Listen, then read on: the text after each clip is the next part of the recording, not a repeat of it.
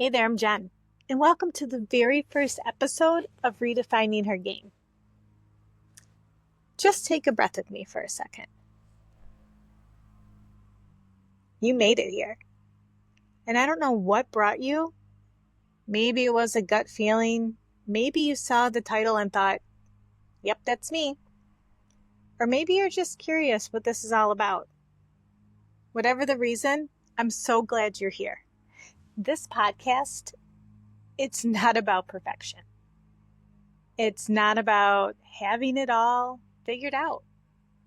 It's about real talk for women who are tired of performing, pleasing, and pretending, and who are ready to take a second look at their lives and ask, is this really what I want?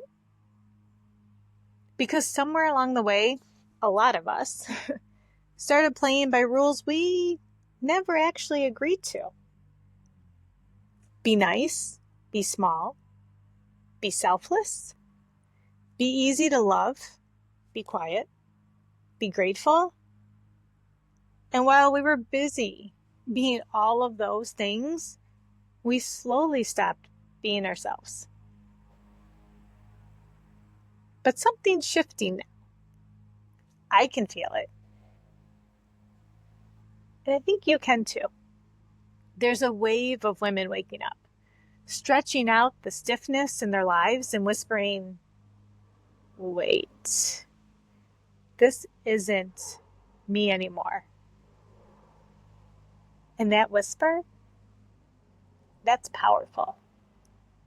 That whisper is how it starts. This podcast is your space to explore the whisper, to sit in the questions, to get a little messy, to laugh, cry, get mad, or feel frickin' fired up. We'll talk about change and growth, identity, confidence, relationships, boundaries, reinvention, and how to come back home to yourself after years or decades of being who everyone else needed you to be. So whether you're a mom of kids who are growing up and suddenly you're wondering what's next, or a woman in your 20s trying to figure out, what do I even want to do in this world? Or you're in your 40s, 50s, and 60s saying, I want more. Or someone who's just feeling the itch that something isn't working anymore, this space right here is for you. Redefining Her Game is about choosing yourself on purpose. It's about rewriting the story, not because the old one was wrong, but because the next chapter deserves your full frickin' voice. We're going to hit the ground running every Monday morning and tackle the week together. Heart first and head high. So grab your coffee or your wine or your walking shoes. You don't need to be anyone but you here. So let's redefine this thing and let's get to it.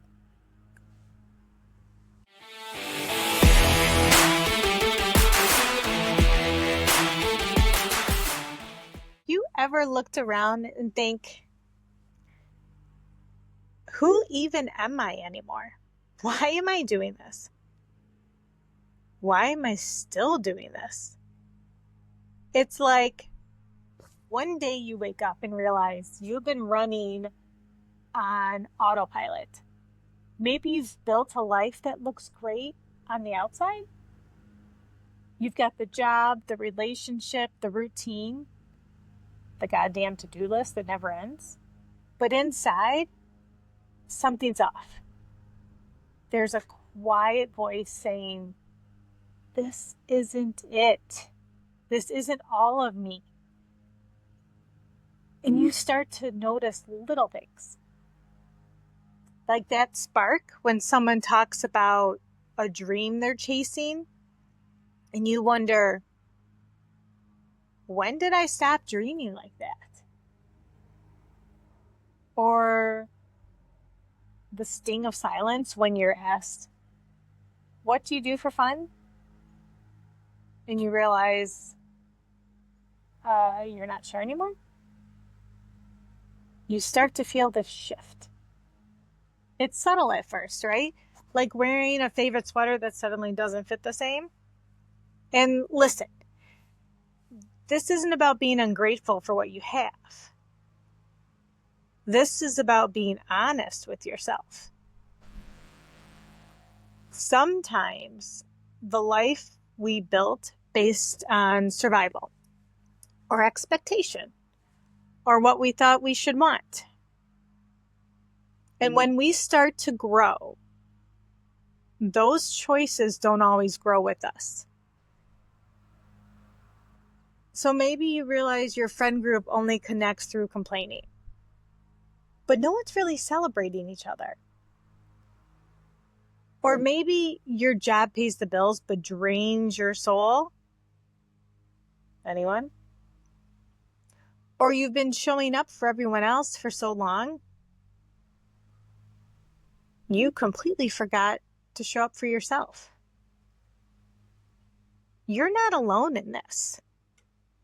This moment, like this shift, it happens to more women than you think. But we don't talk about it enough. We stuff it down. We smile through it. We say, I'm fine. It's fine. When really we're screaming inside, something has to frickin' change. Let me tell you something. That whisper you feel, that restlessness in your chest, it's not wrong. It's not weakness.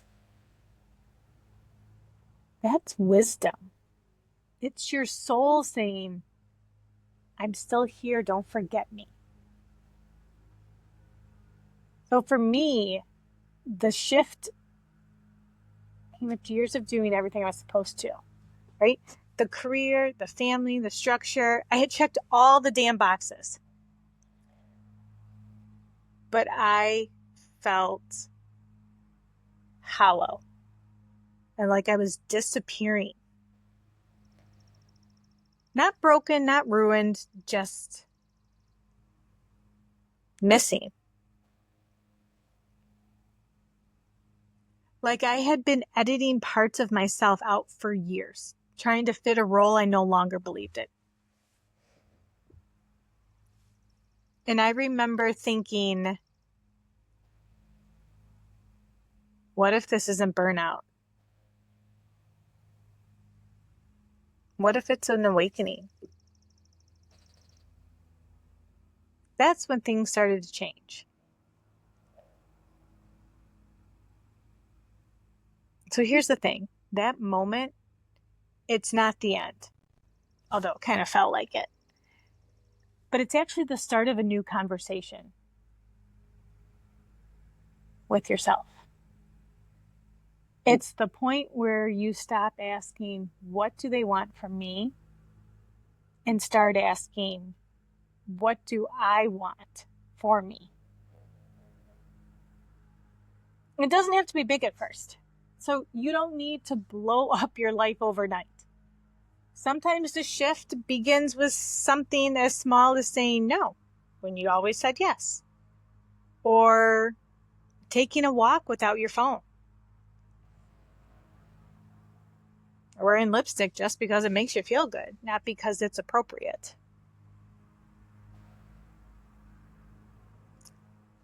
Use this as your invitation to get curious, to notice, to listen.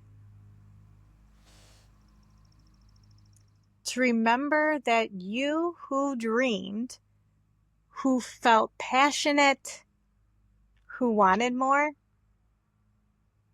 she is not gone. She's not gone. She's just waiting. And she's patient.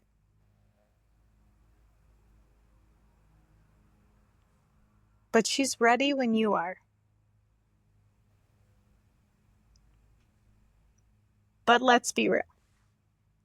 When we start to change, the world doesn't always applaud us. In fact, it often pushes back, right? We've been conditioned to stay consistent, to be easy to love, to be agreeable, to keep the peace, to stay small. We're told that change is unstable, that changing your mind means you could be flaky, you don't know what you're doing. The wanting you more means you're ungrateful. So we resist, right? Even when the old life doesn't fit anymore, we cling to it. We don't want to disappoint people. We don't want to admit we've outgrown things that once meant everything to us.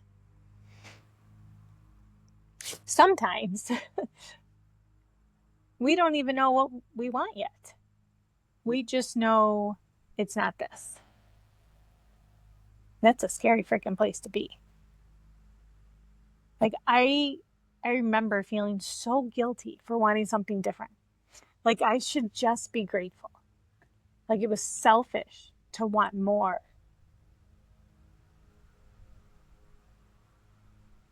But here's what I want you to know.